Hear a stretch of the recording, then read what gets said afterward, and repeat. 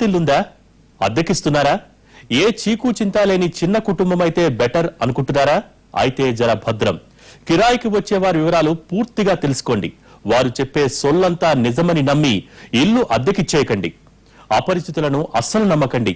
ఎక్కువ డబ్బులకు ఆశపడి ఇల్లు అప్పచెప్తే ఏం జరుగుతుందో మీరే చూడండి.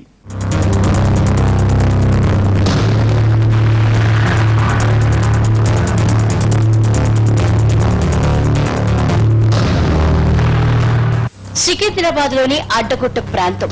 ఈ ఇంట్లో వారం రోజుల కిందట ఓ జంట అద్దెకు దిగింది. ఉదయం నుంచి ఇంట్లో అలికిడి లేదు, తాళం వేసి లేదు. ఏమైందబ్బా అని ఇంటి ఓనర్ లోపలికి వెళ్లి చూడగా అద్దెకుంటున్న మహిళ రక్తపు మడుగులో పడి ఉంది. స్థానికులు తుకారాం గేట్ పోలీసులకు సమాచారం అందించారు. స్పాట్ కు చేరుకున్న పోలీసులు బలమైన ఆయుధంతో తలపై మోది హతమార్చినట్లు గుర్తించారు. భర్త ఈ దారుణానికి ఒడిగట్టి ఉంటాడని నిర్ధారణకొచ్చారు. ఇంటికి వెళ్ళారు. వారం రోజుల క్రితం గుర్తు తెలియని వ్యక్తులు హస్బెండ్ వైఫ్గా వచ్చి వాళ్ళ హిందువులు హస్బెండ్ వైఫ్గా వచ్చి కిరాయికి ఉంటారని చెప్పి రిక్వెస్ట్ చేసి 1000 రూపాయలు కిరాయి మాట్లాడుకొని ఇంట్లో దిగడం జరిగింది.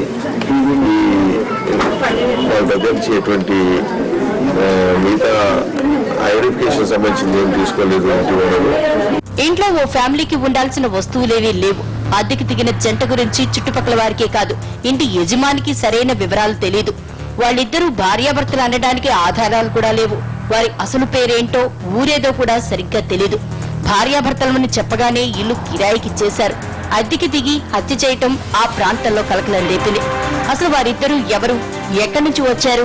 మర్డర్ చేయడానికే ఆ మహిళని ఇక్కడికి తీసుకొచ్చి బకాం వేశాడా అనే అనుమానాలు వ్యక్తమవుతున్నాయి. ఇల్లంతా వెతికినా ఎలాంటి ఆధారాలు, గుర్తింపు కార్డులు లేకపోవడంతో ఈ కేసు మిస్టరీగా మారింది. స్పాట్ లో లభించిన రీఛార్జ్ చేసిన సిమ్ కార్డ్ ఆధారంగా పోలీసులు దర్యాప్తు జరుపుతున్నారు. క్లూస్ టీమ్ డాగ్ స్క్వాడ్ తో సేకరించిన వివరాల ఆధారంగా ఈ మర్డర్ మిస్టరీ విప్పుతామన్నారు. పరారిలో ఉన్న ఆమె భర్త దొరికితే అసలు ఆమె ఎవరు, ఎందుకు చంపాడనేది తేలే అవకాశం ఉంది. ఉదయం పూట వెళ్ళిపోవటము, నైట్ రావటం జరుగుతుంది. ఈ నిన్నటి రోజు మాత్రం వెళ్ళారు, మళ్ళా టూర్ వచ్చిన వీడిని చూడలేదు. సడన్ గా డోర్ దగ్గర పెట్టి చూసి ఎవరు అవపడతలేరు, తాళం వేసి అందుకు చెక్ చేసి చూస్తే ఈ రోజు మేము దాంట్లో ఈ ఆడ మనిషి వయసు 30 నుంచి 40 సంవత్సరాలు చంపి రక్తమడుగులో డేంజర్ అయిపోయి.